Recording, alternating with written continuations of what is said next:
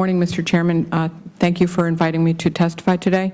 My name is Joan Carty. I'm the President and CEO of the Housing Development Fund in Connecticut. Last year, because of the widespread and increasing problems with subprime lending, mortgage delinquencies, and rising foreclosures, HDF started an additional counseling program to assist families in our communities who are stressed with these problems. In the course of developing our program, we've reached out to many other partners: the Bar Association for pro bono attorneys, the courts to establish working relationships with the mediators, volunteers with financial and social services backgrounds to help us with the ever-increasing volume of people who need guidance, and the banks, who in many cases control the outcomes of the situations facing people in foreclosure or mortgage delinquency. We're a HUD-certified counseling agency. We've personally experienced the kind of shadow boxing that occurs when a homeowner in distress calls their lender or servicer for help. Too often, their call is bounced to a call center across the globe, or the call is bounced from department to department within the bank.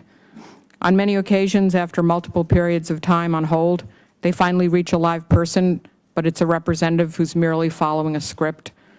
Often the lender or servicer representative has no record of prior contact with the homeowner. It's a process that often feels futile. We have found that in too many cases, when we send clients modification requests to banks or servicers, including the largest ones, that the modification package enters a black hole for months on end. These homeowners are in distress. Even a 30-day time frame can radically affect their credit profile. Once they slip behind on timely payments on their mortgage or any consumer debt, their credit score goes down and their monthly interest charges can go up. In many cases, cross-default provisions mean that default on one obligation will trigger higher monthly charges on all other debt, even if they're current on it. If we were to look for common themes as to why families are in distress, we often find that death, divorce, illness, or injury, in addition to predatory terms on many mortgages, have pushed families to the edge of the cliff. Imagine the multipliers and harm rendered when this limbo extends for months. I understand that the lenders and servicers need modification requests that are well documented and that contain a budget that's been carefully worked out so that the homeowner will succeed over the long term. That is the kind of service that we as a counseling agency provide to our clients. What our clients in turn need from the lenders and servicers is rapid response.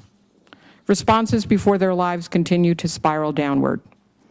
It is difficult to believe that the sophisticated automated platforms that have been in use by lenders and servicers for loan origination over the past decade cannot be retooled to generate effective loan modifications with greater frequency and within tighter timeframes.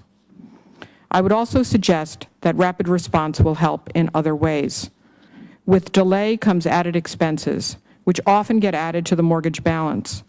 Extensive delays in the mediation process often result in the lenders charging the homeowner multiple times for late fees, attorney's fees, and updated appraisals. Denial of homeowners' requests lead to expensive foreclosure processes, which hurt the families involved and the communities in which the homes are located. In many instances, these foreclosures do not ameliorate losses or generate profits for the banks, given the current declines in property values throughout the country.